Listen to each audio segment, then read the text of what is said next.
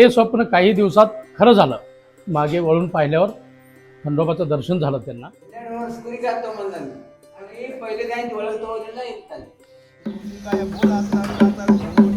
खंडोबाचं मूळ जागा म्हणजे प्रेमपूर, बिदर जिल्हा प्रेमपूर. कन्नडमध्ये मल्लय्या म्हणतात, संस्कृतमध्ये मार्तंड भैरव म्हणतात, मराठीमध्ये खंडोबा म्हणतात, महिपती म्हणतात, असे 5 नावे आहेत. नमस्कार मंडळी, एक्सप्लोर सनप्रिया आमच्या चॅनलमध्ये परत एकदा तुमचं स्वागत आहे. आज सांगलीहून आम्ही निघतोय श्री क्षेत्र मंगसुळे मल्लयाकडे. हे मंदिर मंगसुळे या गावात असून हे बेळगाव डिस्ट्रिक्टमध्ये येतं, जे की महाराष्ट्र आणि कर्नाटक बॉर्डरवरती आहे. हे मंदिर मल्लयाचं म्हणजे खंडोबा देवाचं आहे. ह्या मंदिराबद्दल, याच्या इतिहासाबद्दल आणि पौराणिक कथेबद्दल आपण जाणून घेणारच आहोत. चला तर मग आपण निघूयात.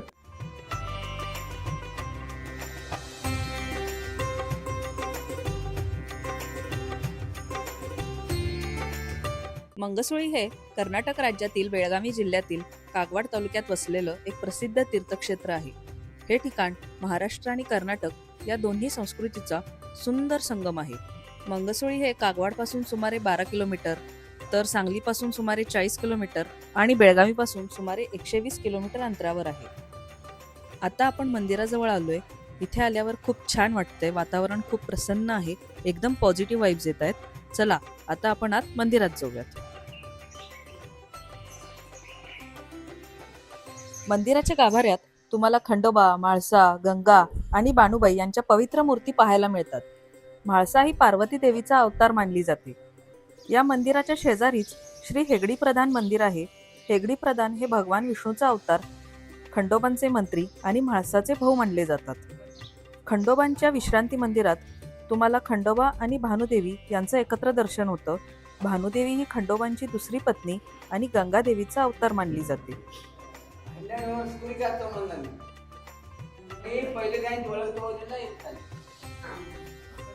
असं सांगितलं जातं की भानुदेवीला वेगळं स्थान दिलं गेलं कारण खंडोबांनी म्हाळसाच्या संमतीशिवाय तिच्याशी विवाह केला होता. पौराणिक कथेनुसार मल्ल आणि मणी या 2 राक्षसांनी पृथ्वीवर अत्याचार माजवला होता. ते ऋषीमुनींना आणि सामान्य लोकांना त्रास देत होते. तेव्हा सप्तर्षींनी भगवान शिवाची प्रार्थना केली आणि त्यांच्या आर्त हाकेला प्रतिसाद देत भगवान शिव खंडोबाच्या रूपात पृथ्वीवर अवतरले. खंडोबांचं वाहन पांढरा घोडा असून तो नंदीचा अवतार मानला जातो. देवी पार्वती म्हाळसाच्या रूपात त्यांच्यासोबत आल्या. खंडोबा आणि म्हाळसा पांढऱ्या घोड्यावर आरूढ होऊन रणभूमीत उतरले आणि त्यांनी मल्ल आणि मणी या राक्षसांविरुद्ध भीषण युद्ध केलं. शेवटी धर्माचा विजय झाला आणि खंडोबांनी मल्ल राक्षसाचा वध केला. ही कथा आपल्याला एकच संदेश देते की चांगुलपणाचा नेहमी वाईटावर विजय होतो आणि ज्या ठिकाणी मल्ल राक्षसाचा वध झाला त्या जागेला म्हणू लागले मल्लसुळी आणि पुढे तेच बनलं मंगसुळी. मंदिरात या पौराणिक कथेचं खूप सुंदर चित्रण केलं आहे. तुम्ही इथं बघू शकता. आता आपण या मंदिराबद्दल इथल्या स्वामींकडूनच आणखी थोडं सविस्तरपणे जाणून घेऊयात. ते आपल्याला इथल्या परंपरा, इथल्या इतिहासाबद्दल सविस्तर माहिती देतील. हे मंदिर खूप जुनं आहे. 800-1000 वर्षाच्या पूर्वीचं आहे. हे खंडोबा इथे कसे स्थापने झाले म्हणजे वंटमुरी देसाई म्हणून त्यांचे परमभक्त होते. त्यांना आदिलशाहीने नळदुर्गाच्या जेलमध्ये त्यांना कोंडून ठेवलं, म्हणजे अरेस्ट करून नेऊन ठेवलं. त्यांनी सतत जेलमध्ये पण देवाचं नामस्मरण करत होते. असंच करता करता त्यांच्या स्वप्नात एक घोड्यावरती सवार असलेले ते व्यक्ती त्यांच्या स्वप्नात आले. येऊन त्यांना जेलमधून बाहेर घेऊन आलं असं त्यांना स्वप्न पडलं. ते स्वप्न काही दिवसात खरं झालं. तसंच ते घोडेसवार असलेले एक ते व्यक्ती येऊन त्यांना जेलमधून सोडून घेऊन बाहेर आणले. बाहेर आणून त्यांना सांगितलं की मी कोण आहे, काय आहे, काही विचारायचं नाही, फक्त मी तू पुढे चल, तुझ्या गावापर्यंत मी तुझ्या मागे येतो म्हणून सांगितलं त्यांना. तसंच ते इथंपर्यंत मंगसुळीपर्यंत आले. तिथं आल्यावर त्यांना आतुरता जास्त झाली की हे कोण आहेत, मला घेऊन आलेले आहेत, तिथंपर्यंत मला घेऊन आलेत, हे कोण आहेत म्हणून त्यांनी मागे वळून पाहिल्यावर खंडोबाचं दर्शन झालं त्यांना. म्हणजे त्यांचे आराध्य दैवत काय होते खंडोबा, त्यांनीच त्यांना इथंपर्यंत घेऊन आलं. त्यांनी दर्शन देऊन तिथंच ते स्वयंभूलिंग होऊन तिथंच ते स्थापना झाले.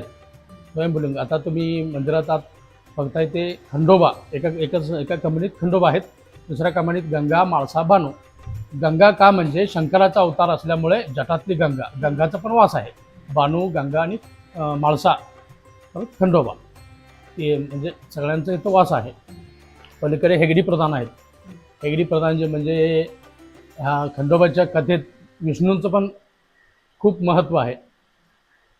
का म्हणजे मणिमल्ल दैत्यांना संहार करताना देवानी स्वतः शंकर पार्वती न येता साक्षात विष्णुदेवांना पण इकडे घेऊन आले. कारण की विष्णुदेव हे खंडोबाचे प्रधान जे होते, म्हणजे कारभारी आणि सेनाधिपती पण, युद्धाच्या टाईममध्ये ते सेनाधिपती पण ते हे झालेले होते, साक्षात विष्णू पण होते. म्हणताना इथं खंडोबा, विष्णू, बानू, गंगा सगळे देव इथं सगळं आहेत. बानूचं स्वयंभुलिंग इथं आहे. स्वयंभुलिंग बानू, माळसा आणि गंगा. तुम्हाला तिथं पाहिलं तर म्हणजे तुम्ही तिथं बघितलं तर हां, इथं शेजघर आहे. हे म्हाळसा देवींचं शेजघर, खंडोबा म्हाळसा देवींचं शेजघर आहे. ते आहे तिथं भानू आणि खंडोबांचं, म्हणजे तिथं शेजघर, भानुदेवीचं शेजघर तिथं आहे, म्हाळसा देवी शेजघर इथं आहे. स्वयंभुलिंग म्हणून इथं आहे. हां,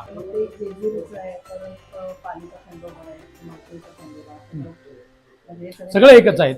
कसं आहे, मूळ खंडोबाचं मूळ जागा म्हणजे प्रेमपूर, बिदर जिल्हा प्रेमपूर आहे.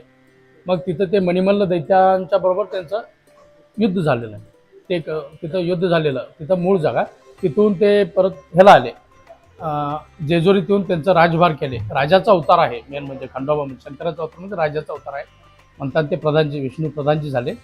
राजाचा अवतार आहे म्हणून तिथं राजभार झालं जेजुरीमध्ये. परत पालीमध्ये माळसा देवी आणि खंडोबांचं लग्न झालं. पालीमध्ये माळसा आणि खंडोबांचं लग्न पालीमध्ये झालं. नळदुर्गमध्ये बानाई आणि खंडोबांचं लग्न नळदुर्गमध्ये झालं. आणि इथं वावर जत्रा निघाला देवाचा. त्यामुळे असं 12 ठिकाणं आहेत, महत्त्वाचे 12 ठिकाणं. कर्नाटकात एक 5-6 ठिकाणं आहेत, महाराष्ट्रात 5-6 ठिकाणं आहेत.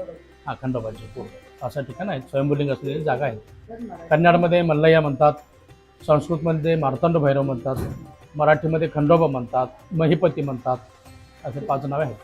खरंच खूप सुंदर आणि सविस्तर अशी माहिती स्वामींनी आपल्याला दिली आहे. आता इथली पौराणिक कथा इतक्या छान पद्धतीने समजावून सांगितली की सगळं डोळ्यासमोर अगदी जिवंत झाल्यासारखं वाटलं. इथले खंडोबा, म्हाळसा, बानू आणि गंगा यांचं स्वयंभूलिंग, हेगडी प्रधान मंदिर आणि खंडोबांच्या भक्तिमागची परंपरा सगळंच त्यांनी अगदी मनापासून सांगितलं.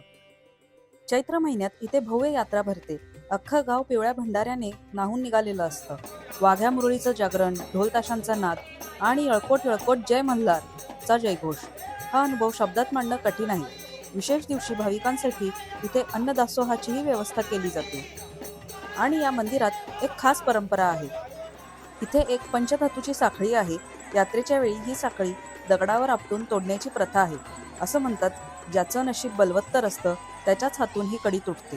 हा सोहळा पाहण्यासाठी मोठी गर्दी होते आणि तो क्षण अत्यंत रोमांचक असतो. तर मित्रांनो, असा होता मंगसुळीचा अद्भुत प्रवास.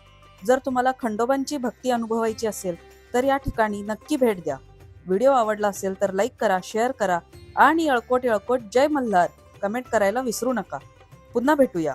तोपर्यंत यळकोट यळकोट जय मल्हार.